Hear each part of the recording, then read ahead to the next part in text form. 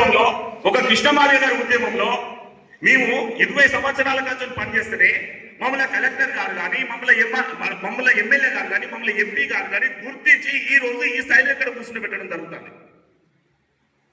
మేము 20 సంవత్సరాల ఉద్యమం చేసి ఎస్టీలకు పేదల కోసం ఉద్యమం చేస్తే ఈ రోజు మమ్మల్ని గౌరవించి, ఈ రోజు మమ్మల్ని ఒక స్థానంలో చూసి, మమ్మల్ని ఒక అత్యున్నత స్థానంలో చూస్తుంది. కానీ ఈ దేశం కోసం పోరాటం చేసి, ఈ దేశం కోసం తన ప్రాణాలు అర్పించి, ఈ దేశ స్వాతంత్ర ఉద్యమంలో పనిచేసి, ఈ దేశం కోసం అహర్నిశలు కష్టపడ్డ బాబు జగ్జీవనరావు గారికి భారతరత్న ఇవ్వకపోవడం ఇది ఎంతవరకు అయితే దారుణమో ఒకసారి తెలుసుకోవాల్సిన అవసరమో ఈ దేశ ప్రభుత్వానికి ఉన్నదని మేము తెలియజేస్తున్నాం. ఈ వరంగల్ జిల్లా నుంచి మేము డిమాండ్ చేస్తున్నాం. ఈ వరంగల్ జిల్లా నుంచి మేము అడుగుతున్నాం. ఇప్పటికైనా ఇక్కడి నుంచి రాష్ట్ర ప్రభుత్వము, ఇక్కడి నుంచి వాళ్ళు వెంటనే భారతరత్న ఇవ్వాలని వాళ్ళు కూడా దేశ ప్రభుత్వానికి వాళ్ళు లెటర్ పంపాలి. దేశం కూడా ఈసారి గుర్తించవలసిన అవసరం ఉన్నది, గుర్తించి ఇవ్వవలసిన అవసరం ఉన్నది. ఎందుకంటే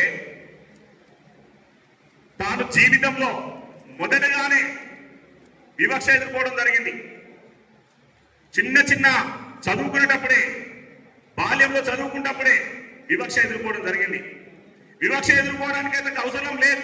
తన తండ్రి మంచి ఉద్యోగి అన్నా, తన తండ్రి ఒక ఉద్యోగం చేసుకుంటూ ఆ ఉద్యోగంలో వివక్షత చూపి అతడు ఉద్యోగానికి రాజీనామా చేసి వచ్చి తన సొంత గ్రామంలో ఒక 20 ఎకరాల ల్యాండ్, తన సొంతంగా 20 ఎకరాల ల్యాండ్ అప్పటికే జగ్జీవనరావు గారి తండ్రికి 20 ఎకరాల ల్యాండ్ ఉన్నది.